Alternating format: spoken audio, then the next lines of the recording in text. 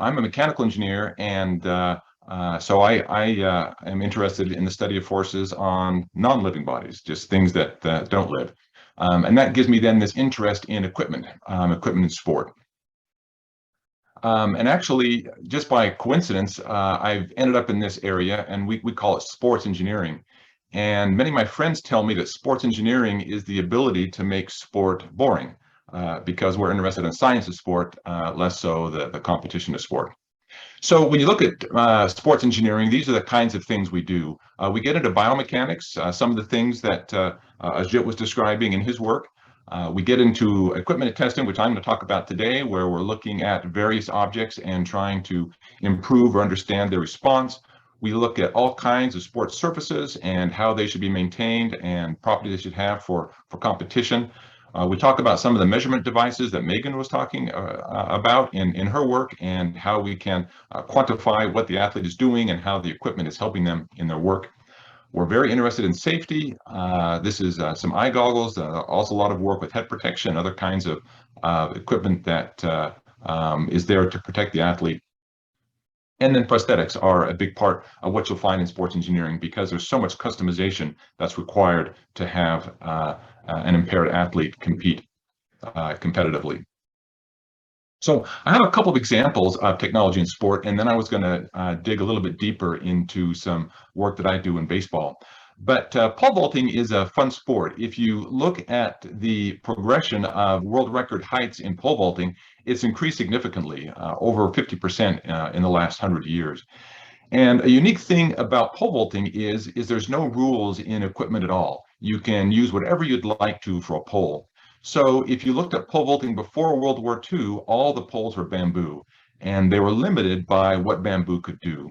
You had a little bit of a pause from World War II, but then still in the decades after that, there was really not any progression in what was happening in pole vaulting.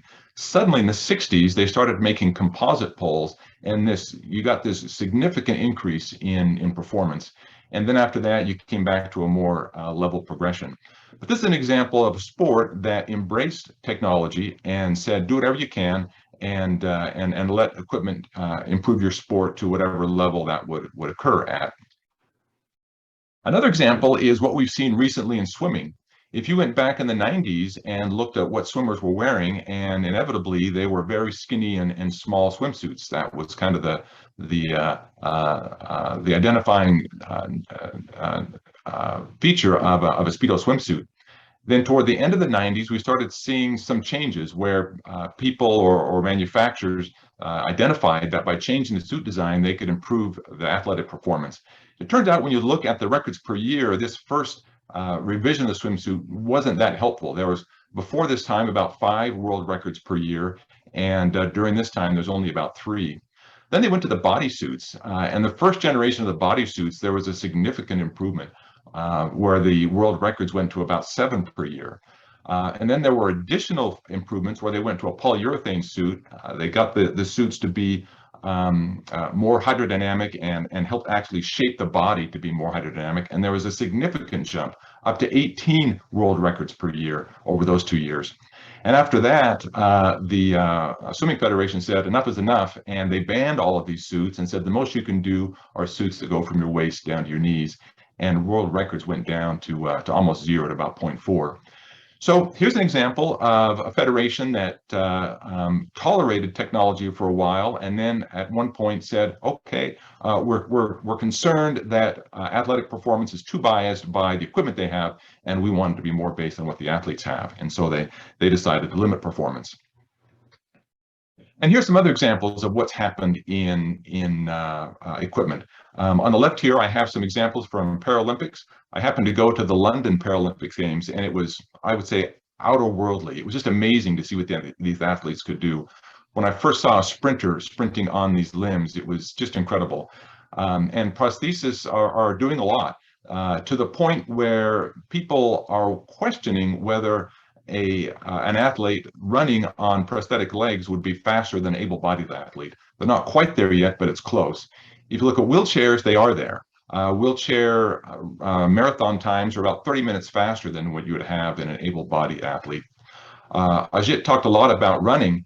Nike just developed a shoe called the Vaporfly.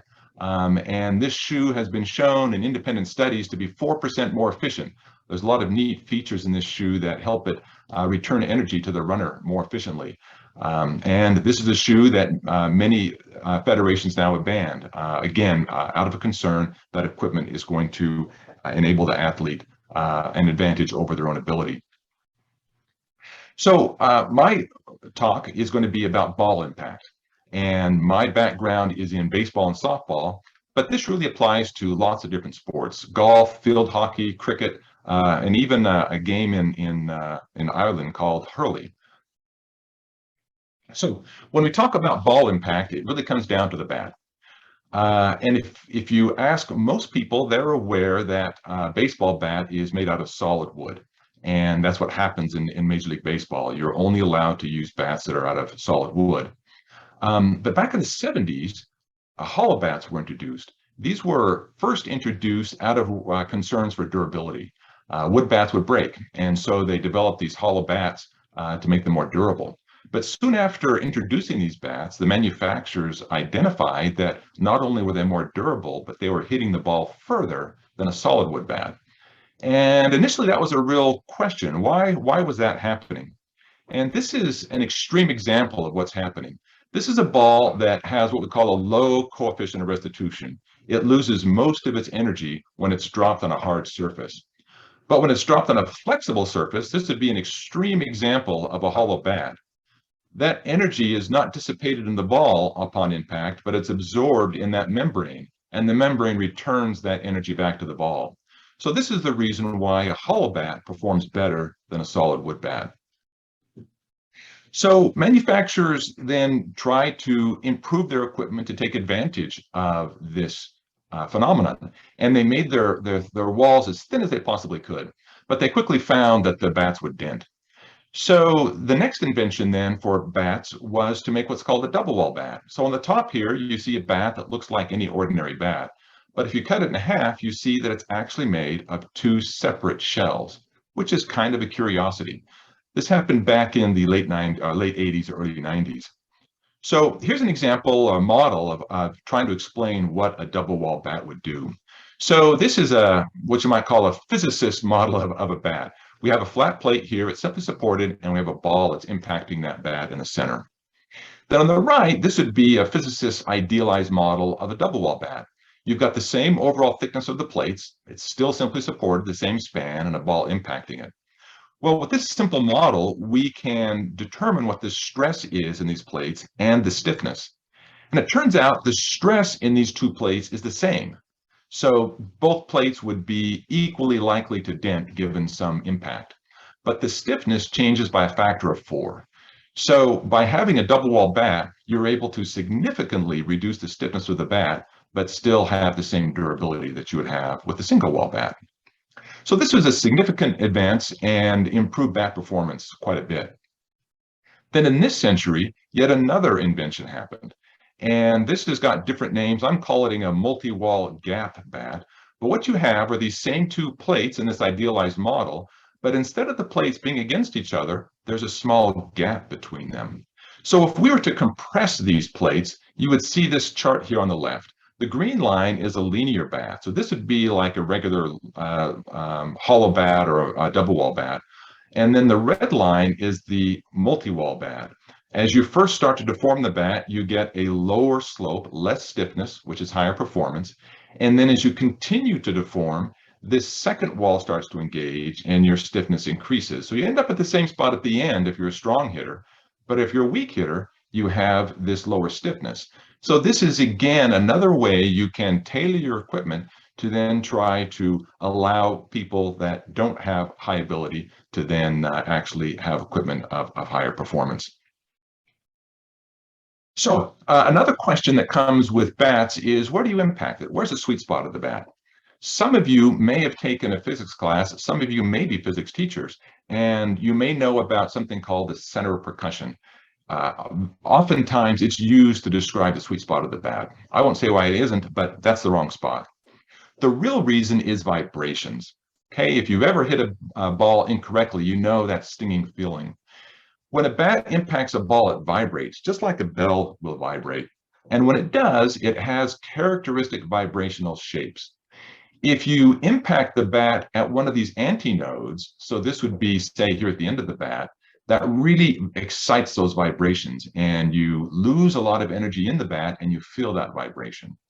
But when these curves, the red curve or the blue curve, when they cross this dotted line, these are called nodes. And if you impact the bat at a node, you don't excite those oscillations.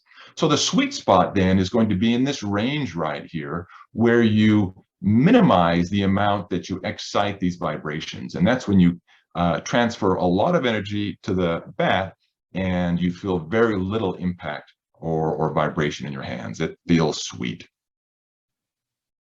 So my life, mostly in my lab, is measuring bat performance. We do this for every federation or every manufacturer that makes bats across the country.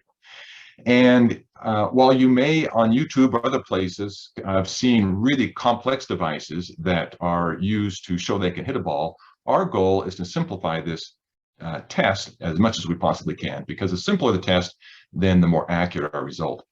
So what we do is we hold a bat that's initially stationary and we fire the ball at the bat.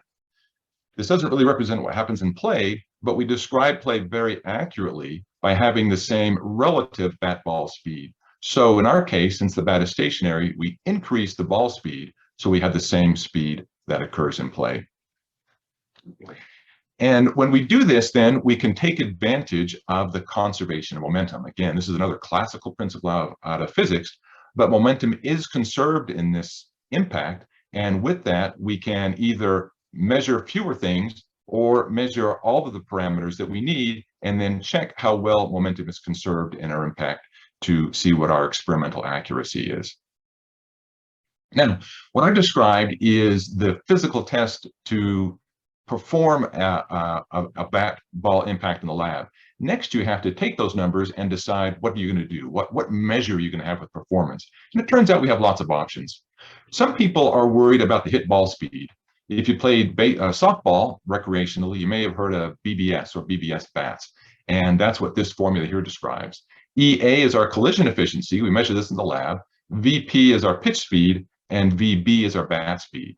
We'll typically take the pitch speed as constant, and then our bat speed, we have to adjust that to account for impacting the bat at different locations. And then also the speed changes with inertia. So we do field studies to show how this bat speed then should change with inertia. So this all comes out of basic physics principles, and we've correlated this with field performance, and we get very strong correlations with what we measure in the lab and what we see in play. Another thing we could do is take this collision efficiency that we measure in the lab and use that directly to regulate bat performance. The NCAA did this for a while. They called these Beezer bats, and that worked, but it was somewhat complicated. They wanted to tie their bat performance to wood, and it turned out that this collision efficiency changed with the length of the wood bat. So it was an awkward measure to use. What we can do is take this collision efficiency right here and convert that into another number called the coefficient of restitution. That's currently used by the NCAA, and we call this acronym BB-Core, Bat Ball Coefficient of Restitution. So if you know a college play, you'll hear of BB-Core bats. And the advantage of BB-Core is that the BB-Core of wood bats of all lengths is relatively constant. So this gives them just one number to use then to correlate bat performance. So all these numbers work. They're all valid answers. It really depends on the federation and what their goals are when they're regulating bat performance. So what do we have? We've shown that technology can improve athlete performance and safety. We've shown that our laboratory performance correlates with field performance. And something I didn't talk a lot about, but there's a lot of tradition in baseball and softball, and that's desirable because it keeps play consistent, but it can also cause problems. Modern materials are more repeatable than traditional materials, so by using and staying with traditional materials, we limit repeatability, and in the case of my work, that often ends up in needing to have larger test samples. So this is my lab, the people that do all of our work, and these are the federations and the manufacturers that we work with and support our research. How would you translate sort of what you research and work on into improving athlete safety? Research is just fun. Solving problems is fun. And there's just lots of examples of solving problems. But there's one experience I had that for me is just been choice. We have a test where we're impacting a ball against a load cell. And in this test, we measure force as a function of time. And when you do that, you can integrate the signal, and that gives you impulse, and impulse gives you the change in momentum. So it's a nice check on your test. And I was explaining this to a student that was doing a tour of the lab, and I said, "Yeah, you integrate the signal, you get impulse, and you can check your momentum." And he looked at me and he said, "Do you mean that calculus actually works?" So I guess a great realization on both of our parts that that there was actually a practical use for calculus from his standpoint, and from my standpoint that students doubted the utility of the information we have them study. Oh, thank you all for sharing those. Those are some really fabulous just memories and it's little insights into kind of what you guys do all day. Because I sit in an office and write emails. That's my job. So very different.